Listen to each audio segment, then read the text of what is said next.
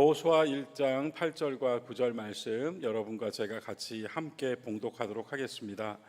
1장 8절과 9절입니다. 화면을 보시면서 우리 함께 이 말씀 봉독합시다. 이 율법책을 내 입에서 떠나지 말게 하며 주야로 그것을 묵상하여 그 안에 기록된 대로 다 지켜 행하라. 그리하면 내 길이 평탄하게 될 것이며 내가 형통하리라. 내가 내게 명령한 것이 아니냐. 강하고 담대하라. 두려워하지 말며 놀라지 말라. 내가 어디로 가든지 내 하나님 여호와가 너와 함께 하느니라 하시니라. 아멘. 한 절 말씀 더 볼 텐데요. 다니엘서 보겠습니다. 다니엘서 9장 1절과 2절입니다. 다니엘서 9장 말씀은 제가 봉독하겠습니다. 메대 족속 아하수에로의 아들 다리오가 갈대아 나라 왕으로 세움을 받던 첫 해에 곧 그 통치 원년에 나 다니엘이 책을 통해 여호와께서 말씀으로 선지자 예레미야에게 알려주신 그 연수를 깨달았나니 곧 예루살렘의 황폐함이 70년 만에 그치리라 하신 것이니라. 아멘. 아침에 촛불을 켜놓고 드린 부활절 새벽 촛불 예배에서 누가복음 24장을 읽으면서 이런 말씀을 드렸어요. 주님은 부활을 성취하셨죠. 주님은 부활을 성취하셨습니다. 그러나 부활하신 주님의 성취가 우리에게는 어떤 의미가 되어야 하는가 하면 주님은 부활을 성취하셨고 우리는 부활을 발견해야 한다고 말씀드렸어요. 부활은 발견되는 것이다. 그래서 누가복음 24장을 우리가 읽으면 의뢰이 읽게 되는 부활절 말씀이에요. 그러나 그 말씀 안에서 우리는 주님을 발견한 두 사람을 만났어요. 부활을 발견한 두 사람이요. 성경을 깊이 읽게 된다. 성경을 읽으면서 그 말씀의 깊은 곳을 알게 된다. 이거 여러분 해석하는 능력이 더 생기는 것도 아니고 그렇다고 그 말씀을 달달달 외우고 사는 것도 아니에요. 성경을 깊이 볼 수 있게 되는 단계는 성경의 그 말씀이 전혀 새롭게 다가오기도 하고 그 말씀이 오늘 새로운 방면에서 적용될 수 있게 되는 것입니다. 그래서 누가복음 24장이 주님 부활의 말씀인데요. 그 말씀을 읽다 보니 여기서 주님이 부활을 성취하신 일과 더하여 이 본문, 짧은 본문 안에 부활을 발견한 두 사람이 나오는구나 이렇게 보인단 말이죠. 막달라 마리아 모두가 잠들어 있고 모두가 주님의 죽음 가운데 침묵하고 슬퍼하고 있던 그 와중에 막달라 마리아는 십자가에서 가장 늦게까지 그 곁을 지켰고 동시에 가장 먼저 주님의 무덤을 찾아간 여인이었어요. 이 사람 모두가 잠들어 있을 때 깨어 있고 모든 것을 다 보았지만 믿음이 식지 않았으며 그 안에서 주님을 사랑하는 마음이 여전하였던 막달라 마리아가 제일 먼저 부활을 발견합니다. 그래서 부활을 발견한 사람 하나가 나오게 돼요. 또 한 명의 부활을 발견한 사람으로 등장하는 게 그 본문의 끄트머리에 나오는 베드로예요. 마리아와 여인들이 예수님 부활 소식을 전해 주었더니 제자들이 모두 어떻게 들었다고 써 있는가 하면 그러니까 성경이 이제 그 단어들이 보이는 거거든요. 제자들이 어떻게 들었다라고 써 있는가 하면 허튼 소리로 들었다라고 써 있어요. 부활하신 예수님 이야기를 전해 주었더니 허튼 소리로 들었다. 여러분 오늘 이 시대에는 더하지 않을까요? 이 과학을 말하는 시대 속에서 우리가 믿음으로라고 하는 말로는 예수 부활하셨다에 같이 아멘하지만 상식과 과학과 현대 이성으로 접근하려고 하는 사람들에게는 허튼 소리로 여전히 들릴 수가 있지 않을까요? 그런데 예수님을 따랐던 제자들이 다 허튼 소리로 들었다는 거예요. 얼마나 사실은 가슴 아픈 장면이에요. 그 허튼 소리로 듣고 있던 무리 중에 오직 한 사람만 반응을 한 것입니다. 다 허튼 소리로 허망한 말로 들었는데 한 사람만 반응했어요. 그게 베드로라고요. 그럼 베드로는 왜 그런 반응을 할 수 있었는가? 베드로는요 예수님 십자가에 달리시는 날 12명의 제자 중에 10명은 모두 도망쳤고 2명은 처절하게 배신을 하잖아요. 배신한 2명 중에 한 사람은 스스로 목숨을 끊었고 또 한 사람은 밤새도록 울었잖아요. 그 한 사람은 목이 꺾여서 죽었고 또 한 사람은 목이 숙여져서 살았어요. 베드로가 부활 소식을 들을 때 모든 제자들이 허탄한 소리로 듣고 있음에도 불구하고 거기서 그 말을 듣자마자 뛰어나가는 거예요. 당장에 뛰어나가서 예수님 무덤까지 가서 세마포가 개켜 있는 것을 보았다라고 얘기하는데, 우리가 기존에 그 말씀을 읽을 때는 그래, 베드로는 가서 찾아보았나 보다. 아니요, 회개한 사람은 달려간 거예요. 주님의 그 은혜에 자기를 내려놓을 수밖에 없는 사람은 허튼 소리로 듣지 않고 거기로 달려가더라, 이 말입니다. 그래서 베드로도 부활을 발견하였어요. 그래서 이 말씀 적용하면서 우리 모두가 똑같이 여전히 말씀은 말씀으로 있습니다만 그 말씀을 읽을 때 우리가 또 발견합니다. 이 말씀 안에서 발견해요. 그걸 발견할 때 그 안에서 성경을 깊이 알게 되는 겁니다. 원어를 찾아서 그 원어의 뜻을 안다고 줄줄 말하는 게 성경을 깊이 읽은 게 아니라고요. 아마 우리 여기 계신 분들 모두가 나름으로 성경을 깊게 읽고 계시는 분들이 있으리라 생각합니다. 같은 절인데 거기서 뭐가 보이는 거예요. 여러분, 오늘 여호수아 1장 8절 9절 읽었잖아요. 너무 잘 하시는 말씀이잖아요. 강하고 담대하라, 두려워 말라. 우리 이 말씀 얼마나 많이 듣고 또 우리가 누군가에게 들려줬습니까? 저도 군대 가서 훈련소에서 첫날 성경책이 있어서 제일 먼저 그 마음이 어떤 마음인지 다 또 군대 가보신 분들 아시니까요. 세상에 그때만큼 버려진 것 같은 기분이 드는 밤이 없는데 그 밤에 여호수아를 저도 펴서 읽게 되더라고요. 강하고 담대하라, 두려워하지 말라, 내가 어느 곳에 가든지 너와 함께함이라. 그런데 오늘 설교 제목이 뭐예요? 여호수아 1장 8절이에요. 강하고 담대하라는 말씀 어디 나오죠? 여호수아 1장 9절이에요. 여호수아 1장 9절에 강하고 담대하라는 말씀이 나오기 위해서는 여호수아 1장 8절이 있어야만 해요. 여호수아 1장 8절이 있어서 여호수아 1장 9절이 가능한 겁니다. 이게 성경을 보는 겁니다. 여러분, 1장 8절 한번 읽어볼까요? 1장 8절 함께 읽어봅시다.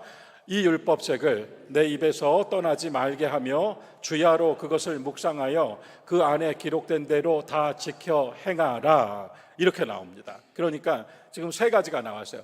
말씀이 입에서, 내 입으로 나오는 이 수많은 말들 중에 말씀이 끊어지지 않게 하라, 떠나지 않게 하라. 내 입에서 얼마나 많은 말을 하루 종일 합니까? 그런데 내 입에서 수많은 이 말 중에서 하나님의 말씀이 내 입에서 떠나지 않게 하라. 1번. 2번. 아침과 저녁으로 그 말씀을 가슴에 담고 살아라. 그죠? 3번. 그 말씀대로 행하며 살아라. 세 가지가 있잖아요. 그러니까 이게 그냥 암송하면 기가 막힌 암송의 한 절인데, 이 말씀 그냥 깊이 보세요. 깊이 보면 이 말씀이 그대로 우리에게 바로 적용이 되는 거잖아요. 얼마나 많은 말을 해요. 그런데 그 말 속에 하나님의 말씀이 함께 떠나지 않게 하고, 그 말씀을 아침과 저녁으로 가슴에 품고 살고, 그 말씀을 손과 발로 행하며 가며 살고, 이렇게 살 때에 1장 9절이 나오는 거예요. 1장 9절도 우리 오랜만에 다시 한번 읽어볼까요, 여러분? 함께 읽읍시다. 내가 내게 명령한 것이 아니냐, 강하고 담대하라, 두려워하지 말며 놀라지 말라. 내가 어느 곳에 가든지, 그 뒤에 있나요? 함께 합시다. 내가 어디로 가든지 내 하나님 여호와가 너와 함께 하느니라 하시니라. 이 후반절은 완벽하게 우리에게 믿음을 요구하고 있지 않습니까? 네가 어디로 가든지 너의 하나님 여호와가 너와 함께 하고 있다. 이렇게, 여기 믿음이에요. 그러나 그 앞에서 강하고 담대하라, 두려워하지 말고 놀라지 말라. 얼마나 많이 나오는 말씀입니까? 그런데 강하고 담대하고 두려워하지 않고 놀라지 않기 위해서 1장 8절이 있다고요. 주님의 말씀이 내 입에 있고, 주님의 말씀이 내 가슴에 있고, 주님의 말씀이 내 손과 발에 있을 때 주님 안에 있어서 강하고, 그죠? 주님의 말씀을 통하여서 담대할 수 있는 거예요. 그냥 강하고 담대하라가 아닙니다. 그냥 용감하게 두려워하지 말고 용기를 아니에요. 말씀은 그렇게 나오지 않아요. 주님 안에 있어서 강하고 주님의 말씀으로 살아서 담대한 거예요. 그래서 여러분, 1장 9절의 이 위대한 한 절은 1장 8절에 내가 있어야 되는 겁니다. 1장 8절로 사는 내가 있을 때 1장 9절이 적용될 수 있다, 이 말씀이에요. 오후 예배 함께 하시는 교우 여러분, 우리 권사님들은 초등교회에서 누구보다도 성경 많이 보시잖아요. 분명히 저보다 더 깊이 보시는 분들 계실 거예요. 성경을 깊이 본다는 것, 성경의 말씀에서 그 맛을 보면서 본다는 것, 맛을 느낀다는 것, 이러한 것들은 뭔가 색다른 해석을 해내는 거나 신학자의 어떤 논술을 내가 같이 읊어가는 것이 아니고, 그것은요 여러분, 앵무새의 이야기예요. 앵무새가 되는 게 아닙니다. 그 말씀에서 전혀 새롭게 보이고 그 말씀이 그대로 삶으로 옮겨질 수 있을 만큼 쉽게 보여요. 이것이 말씀을 깊이 보는 것입니다. 오늘 이 본문을 대하면서 다니엘서 9장을 읽은 이유는요, 다니엘이 지금 어떤 상황에 처해 있는가 하면 희망이 하나도 없는 상황이잖아요. 여러분, 이스라엘에서 제일 똑똑한 사람만 잡아갔어요. 제일 똑똑하고 그 출신이 좋은 사람들만 모조리 바벨론으로 잡아가고, 특별히 앞날이 환한 청년들만 데리고 갔는데 그 청년 중에 하나가 다니엘 아닙니까? 그런데 다니엘이 이렇게 얘기하잖아요. 본문 보시면요, 다리오 왕이 갈대아의 왕으로 세움을 받던 그 첫 해에 나 다니엘이 책을 통하여 여호와께서 말씀하신 것을 깨달았다, 이렇게 나옵니다. 책을 통하여 깨달았다. 어디서 하나님의 뜻을 찾고, 어디서 하나님이 주시는 용기를 얻고, 어디서 하나님이 보여주시는 이상을 갖느냐, 이 말입니다. 우리가요, 누구에게서 듣고 무엇을 읽어서 하나님의 뜻을 알고 하나님의 길을 찾고 하나님의 이상을 품고 살 수 있느냐, 이 말입니다. 그것은 오직 다니엘서가 이야기하는 것처럼 그 해에 곧 포로로 끌려와서 꼼짝도 못하고 바벨론 사람이 되어가고 있던 그 해에 그는 하나님의 말씀을 읽다가 그 말씀으로 70년 지나면 풀어주리라 하시는 것을 말씀으로 깨달아 알게 되어서 그때부터 기도하기 시작했다, 이 말입니다. 그와 같은 은혜가 우리도 하나님 말씀을 읽을 때 이 말씀에서 빛과 길과 이상이 함께 보일 수 있는 깊은 눈 가질 수 있기를 소망하고요, 그런 소망 속에서 우리는 하나님의 말씀을 왜 성경을 이렇게 잠이 오기도 하는 그런 게 이제 더 이상 아니죠. 성경 읽을 수 있어서 행복하고, 성경을 이해하고 읽을 수 있어서 기쁘고, 성경 말씀 읽는 게 제일 좋고, 그냥 밖에서 복잡한 일 하면서 사람들한테 시달리다가도 내가 성경 집에 가서 읽으면 그때 평안이 나에게 찾아온다, 이런 마음을 가지고 사는 것 굉장히 든든하더라고요. 하나님 말씀이 우리 성도들에게, 여기 함께하지 못하고 있는 모든 초동의 성도들에게 같이 정말 하나님 말씀이 그렇게 살아있는 삶이 되기를 간절히 바라면서 오늘 이렇게 말씀을 잠시 나누었습니다. 이사야서에 보면 29장에 이런 얘기 나와요. 하나님의 말씀을 글을 좀 읽을 수 있는 사람에게, 글 좀 안다고 하는 사람에게 주면서, 그게 어디 나오냐면요, 이사야 29장 11절에 나오거든요. 글 좀 안다, 글 좀 읽을 줄 안다 하는 사람에게 하나님 말씀을 주면서 좀 읽어달라고 했더니 그가 대답하기를 이 책은 봉인이 되어 있어서 나는 못 읽겠노라. 그러니까 너무 신비하고 깊어서 내가 못 읽겠노라. 글 좀 읽는다는 사람이 그리 답했어요. 그리고 나서 글을 읽을 줄 모르는 사람에게 하나님 말씀을 가져다 주고 좀 읽어달라고 청했더니 그가 대답하기를 나는 글을 모른다 라고 할 것이나, 그러나 하나님의 말씀을 읽을 수 있고 하나님의 말씀 안에서 발견될 수 있는 역사가 있을 것이다. 성경 가지고 계신다면 29장 30절 한 절만, 18절 한 절만 좀 우리가 찾아 읽고 마치겠습니다. 여러분, 29장 18절입니다. 성경 1001페이지입니다. 이사야서 29장 18절. 찾으셨다면 18절 19절 우리 같이 함께 한 목소리로 읽어보겠습니다. 그날에 못 듣는 사람이 책의 말을 들을 것이며 어둡고 캄캄한 데에서 맹인의 눈이 볼 것이며 겸손한 자에게 여호와로 말미암아 기쁨이 더하겠고 사람 중 가난한 자가 이스라엘의 거룩하신 이로 말미암아 즐거워하리니, 이렇게 나옵니다. 무엇이 바탕이에요? 하나님의 말씀을 읽게 되는 눈. 맹인이었던 자가, 영의 눈이 닫혀 있던 자가 하나님의 말씀을 읽게 되는 눈을 가지게 되었을 때, 어둡고 캄캄한 속에서 보게 되었을 때, 겸손한 사람, 또한 가난한 사람, 그러한 모든 사람들, 이게 이런 사람 그렇게도 볼 수 있겠습니다만, 한 사람의 모든 면이잖아요. 그 각각의 방면에서 내가 눈이 닫혀 있었는데 하나님 말씀이 보였어요. 하나님 말씀이 보이고 나니까 내 어두웠던 마음이 밝아졌어요. 그리고 내 캄캄했던 앞길이 밝아졌어요. 그리고 내가 정말 낮아졌어요. 낮아지고 나니까 기쁜 게 새로 생겼어요.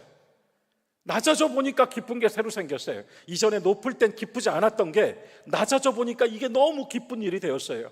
그리고 더 나아가서 가난한 사람, 마음이 가난하든 삶이 가난하든 형편이 가난하든 지금 내가 풀어야 될 이 문제들 앞에서 가난해졌던 그 가난한 사람이 누구 때문에? 이스라엘의 거룩하신 하나님 때문에 기뻐하는 날 올 것이라고, 즐거워하는 날 올 것이라고 합니다. 주의 말씀을 깊이 읽고 그 말씀의 맛을 보면서 읽고 그 말씀 안에서 나에게 끊임없이 말하고 계시는 주님을 만나는 우리 초동의 교우들 되시기를 주님의 이름으로 축원합니다. 함께 기도합시다. 좋으신 하나님 감사합니다.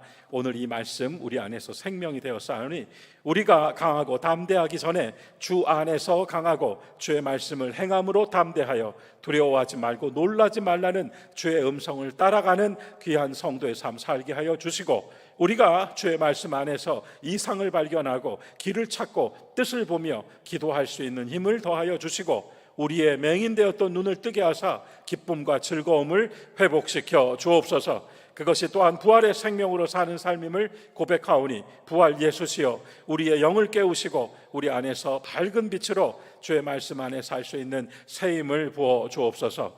감사하오며 우리 주 예수 그리스도의 이름으로 기도드리옵나이다. 축도로 마치겠습니다. 이제는 우리 주 예수 그리스도의 은혜와 하나님 아버지의 무한하신 사랑과 성령님의 교통하심과 감동 감화하심이 오늘 성경 퀴즈 대회요 부활절 오후 예배로 함께하는 모든 성도들 위해, 그리고 이 부활의 기쁨에 참여하고 있는 믿음의 권속들 위해 지금으로부터 영원까지 함께하시기를 간절히 축원하옵나이다. 아멘.